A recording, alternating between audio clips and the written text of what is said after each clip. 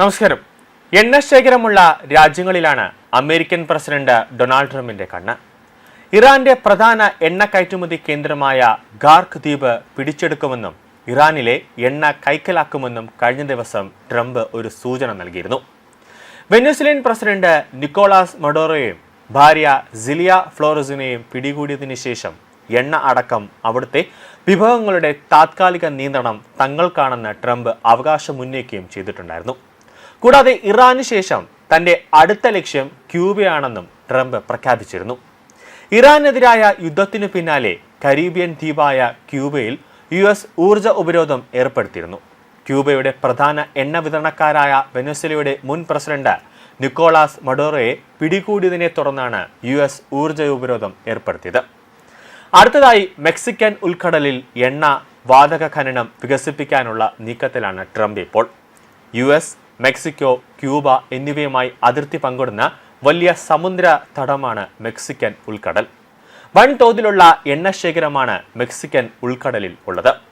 1947 2017 ഇടയിൽ 52 billion barrel എണ്ണയാണ് ഇവിടെ നിന്ന് ഉൽപ്പാദിപ്പിച്ചത്.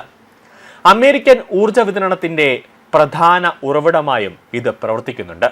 ഏകദേശം 1.8 മുതൽ 1.9 ദശലക്ഷം ബാരൽ അസംസ്കൃത എണ്ണയാണ് US ഇവിടെ നിന്ന് ഉൽപ്പാദിപ്പിക്കുന്നത് എന്നാണ് റിപ്പോർട്ടുകൾ സൂചിപ്പിക്കുന്നത്. ഇത് മൊത്ത US ക്രൂഡ് ഉൽപ്പാദനത്തിന്റെ 15%. ഈ മേഖലയിൽ 7 ബില്യൺ ബാരലിലധികം എണ്ണയ്ക്ക് തുല്യമായ കരുതൽ ശേഖരമുണ്ട്. ഇതിന്റെ 80%-ലധികവും ആഴക്കടലിലാണ് സ്ഥിതി ചെയ്യുന്നത്. എന്നാൽ മെക്സിക്കൻ ഉൾക്കടലിൽ എണ്ണ വാതക ഖനനം വികസിപ്പിക്കാനുള്ള ട്രംപിന്റെ മോഹങ്ങൾക്ക് തടസ്സം നിൽക്കുന്നത് കുറച്ച് തിമിംഗലങ്ങളാണ്. അതായത് മെക്സിക്കൻ ഉൾക്കടലിൽ മാത്രം കാണപ്പെടുന്ന ലോകത്തിലെ അപൂർവ ഇനം തിമിംഗലങ്ങളായ റൈസ് തിമിംഗലങ്ങളാണ് ആ പോരാളികൾക്ക് മുന്നിൽ. ഖനനം വംശനാശ ഭീഷണി നേരിടുന്ന ഭീമൻ ഈ തിമിംഗലത്തെ വംശനാശത്തിലേക്ക് തള്ളിവിടുമെന്നാണ് ശാസ്ത്രജ്ഞർ തന്നെ പറയുന്നത്. മെക്സിക്കൻ ഉൾക്കടലിൽ വർഷം മുഴുവൻ ജീവിക്കുന്ന ഒരേ ഒരു തിമിംഗലം ഇനമാണിത്. 50-ൽ താഴെ മാത്രമാണ് തിമിംഗലങ്ങൾ ഇവിടെ അവശേഷിക്കുന്നതെന്നാണ് ശാസ്ത്രജ്ഞർ പറയുന്നത്.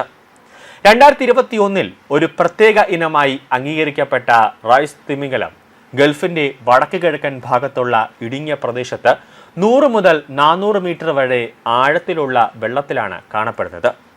പകൽ സമയത്ത് ഭക്ഷണത്തിനായി കൊഴുപ്പുള്ള മത്സ്യങ്ങളെ തേടി താഴ്ഭാഗത്തേക്ക് സഞ്ചരിക്കുന്ന ഇവർ രാത്രിയിൽ ഉപരിതലത്തോട് ചേർന്ന് വിശ്രമിക്കുന്നു. പ്രത്യേകതരം ഭക്ഷണം മാത്രം കഴിക്കുന്നതിനാൽ ഇര തേടി തിമിംഗലങ്ങൾ ആഴങ്ങളിൽ മുങ്ങുകയാണ്. ഉൾക്കടലിലെ കൂടുതൽ ഖനനവും മറ്റു മാറ്റങ്ങളും ഇവയുടെ ഇര തേടലിനെ ബാധിക്കാൻ ഇടയുണ്ടെന്നാണ് ശാസ്ത്രജ്ഞർ പറയുന്നത്. രാത്രിയിൽ കപ്പലുകളുമായി കൂട്ടിയിടിച്ചാൽ അവയ്ക്ക് അപകട സാധ്യത ഉണ്ടെന്നും ശാസ്ത്രജ്ഞർ ചൂണ്ടിക്കാട്ടുന്നുണ്ട്. തിമിംഗലങ്ങളുടെ തീറ്റ തേടൽ സ്വഭാവത്തെയും ശബ്ദം തടസ്സപ്പെടുത്താം. എണ്ണ, വാതകം ഉൾപ്പെടെയുള്ള ഫോസിൽ ഇന്ധനങ്ങൾ കത്തിക്കുന്നതുമായി ബന്ധപ്പെട്ട ആഗോളതാപനം വർദ്ധിക്കുന്നത് അവയുടെ ഇര മത്സ്യങ്ങളുടെ ആവാസ വ്യവസ്ഥയെ ബാധിക്കാമെന്നാണ് ശാസ്ത്രജ്ഞർ പറയുന്നത്. ഖനനം വർദ്ധിപ്പിക്കാനുള്ള ട്രംപ് ഭരണകൂടത്തിന്റെ നീക്കം റൈസ് തിമിംഗലങ്ങളുടെ അപകട സാധ്യത വർദ്ധിപ്പിക്കുമെന്നാണ് ആശങ്ക ഉയരുന്നത്. ഇറാൻ യുദ്ധം ഊർജ്ജവില കുത്തനെ ഉയർത്തിയതോടെ വംശനാശ ഭീഷണി നേരിടുന്ന ജീവികളുടെ നിയമങ്ങളിൽ മാറ്റം വരുത്തണമെന്നാവശ്യപ്പെട്ട് US പ്രതിരോധ സെക്രട്ടറി പീറ്റ് ഹെഗ്സത്ത് കഴിഞ്ഞ കുറച്ച് ദിവസം മുമ്പ് ദേശീയ സുരക്ഷാ ഉദ്യോഗസ്ഥരെ സമീപിച്ചിരുന്നു. ഈ നിയമപ്രകാരം സംരക്ഷിത പട്ടികയിൽ ഉൾപ്പെട്ട ജീവികളെ ഉപദ്രവിക്കുന്നതോ കൊല്ലുന്നതോ നിയമവിരുദ്ധമാണ്. റൈസ് തിമിംഗലങ്ങളെ കുറിച്ചാണ് US പ്രതിരോധ സെക്രട്ടറിയുടെ റിപ്പോർട്ടിൽ പ്രത്യേക പരാമർശമുള്ളത്. വംശനാശത്തിലേക്ക് നയിച്ചേക്കാവുന്ന പദ്ധതികളെ ഫെഡറൽ വന്യജീവി നിയമങ്ങളിൽ നിന്ന് ഒഴിവാക്കാനുള്ള അധികാരം നൽകുന്ന ഗോഡ് സ്ക്വാഡ് എന്ന് വിളിപ്പേരുള്ള ഒരു ഉന്നതതല ഫെഡറൽ പാനലായ കമ്മിറ്റിയെ US ആഭ്യന്തര സെക്രട്ടറി നിയമിക്കുമെന്നാണ് പറയുന്നത്. തിമിംഗലങ്ങളുടെ ആവാസ വ്യവസ്ഥയ്ക്ക് നിർണായകമായ പ്രദേശങ്ങൾ ഉൾപ്പെടെ ഏകദേശം 1.27 ബില്യൺ ഏക്കർ US ഫെഡറൽ ജലാശയങ്ങൾ ഓഫ് ഷോർ ഡ്രില്ലിങ്ങിനായി തുറന്നു കൊടുക്കും എന്നാണ് ഇതിന്റെ പ്രധാന ലക്ഷ്യം.